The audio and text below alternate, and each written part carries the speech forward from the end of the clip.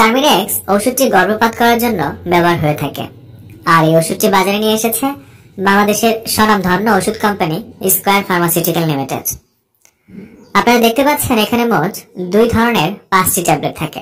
তার মধ্যে একটি হচ্ছে মিফেপ্রোস্টল, যার মাত্রা 200 মিলিগ্রাম, আর বাকি 4টি হচ্ছে মিসোপ্রোস্টল, যাদের মাত্রা 200 মাইক্রোগ্রাম। সাধারণত 9 সপ্তাহ মানে গর্ভধারণের 63 দিনের কম হলে তা গর্ভপাত ঘটাতে নির্দেশিত এই টার্মিনেক্স ওষুধটি। 63 দিন অথবা এর কম গর্ভধারণ হলে সফলতার সাথে গর্ভপাত ঘটানো সম্ভব হয়ে থাকে। তবে হ্যাঁ, এই ওষুধটি কোনোভাবেই একজন চিকিৎসকের পরামর্শ ছাড়া খাওয়া উচিত নয়। শুধুমাত্র একজন বিশেষজ্ঞ চিকিৎসকের প্রত্যক্ষ তত্ত্বাবধানে এই ওষুধটি সেবন করতে হয়। এর কারণও আছে। সাধারণ ওষুধ থেকে এটি খাওয়ার নিয়ম সম্পূর্ণ আলাদা। এখানে যে আপনি বড় ট্যাবলেটটি দেখতে পাচ্ছেন, এটি হচ্ছে মিফেপ্রোস্টল, যা হচ্ছে একজন ডক্টরের সামনে পানি দিয়ে গিলে খেতে হবে। বড় ট্যাবলেট খাওয়ার ঠিক 24 ঘন্টা পরে বাকি ছোট 4টি ট্যাবলেট, যেগুলোর নাম মিসোপ্রোস্টল, তা জিহ্বার নিচে রেখে চুষে খেতে হবে। 30 মিনিট চুষে খাওয়ার পরও যদি কিছু ট্যাবলেট মুখে অবশিষ্ট থাকে, তাহলে অবশিষ্ট অংশটুকু পানি দিয়ে গিলে খেতে হবে। ট্যাবলেটগুলো খাওয়ার কিছুক্ষণ পরে মাসিক শুরু হয়ে যেতে পারে। মাসিকের সাথে হালকা দলা বা চাকা বের হতে পারে। চাকা বা দলা যাওয়া অস্বাভাবিক কিছু নয়। মাসিক চলাকালীন সময়ে হালকা পেট ব্যথা অনুভূত হতে পারে। এই সময়টাতে পেট ব্যথা হওয়াটাও স্বাভাবিক।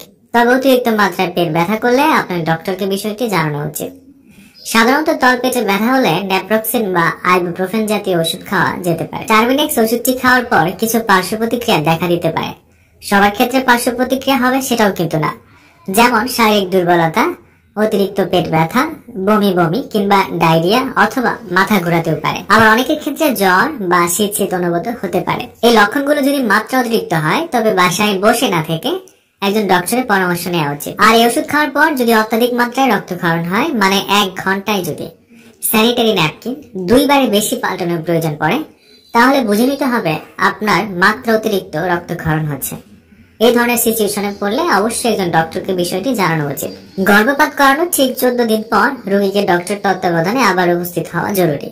অনেকে বিষয়টাকে ঠিক ততটা আমলে নেন না, কিন্তু আসলে বিষয়টা খুবই জরুরি। কেননা তখন ক্লিনিক্যাল পর্যবেক্ষণ অথবা আল্ট্রাসোনোগ্রাফি করে গর্ভাবস্থার কোনো টিস্যু রয়েছে কিনা তা দেখা হয়ে থাকে। মনে রাখবেন, কোনো অবস্থাতে যদি কোনো টিস্যু রয়ে যায় আর তিনি যদি গর্ভবতী হয়ে যান, তাহলে ব্রণ বিকলাঙ্গ হওয়ার সম্ভাবনা থেকে যায়।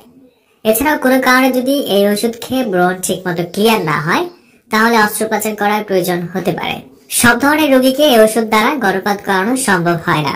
রোগীর শারীরিক কন্ডিশন দেখে সেই রোগীটি এই ওষুধটি তার শরীরে নিতে পারবেন কিনা ইত্যাদি অনেক বিষয় বোঝার থাকে বা দেখার থাকে। শারীরিক কন্ডিশন দেখে একজন ডক্টরই কেবল সিদ্ধান্ত নেন রোগীটি এই টার্মিনেক্স ট্যাবলেটটি খেতে পারবেন কিনা। তাই এই ধরনের ওষুধ খাওয়ার আগে একজন ডক্টরের পরামর্শ নেওয়া খুবই জরুরি।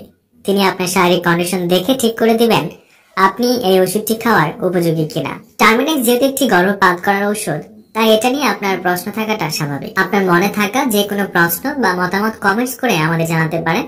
আমরা সেখানে আপনার প্রশ্নের যথাযথ উত্তর দেওয়ার চেষ্টা করব। আর এই টার্মিনেক্স ট্যাবলেটটির মূল্য মাত্র 300 টাকা। কেনার আগে এর মেয়াদ উত্তীর্ণ তারিখ দেখে ক্রয় করবেন এবং সকল ওষুধ একজন ডক্টরের পরামর্শ নিয়ে সেবন করবেন। আজ এই পর্যন্তই। আগামীতে আবার দেখা হবে। সেই পর্যন্ত ভালো থাকুন, সুস্থ থাকুন। ধন্যবাদ।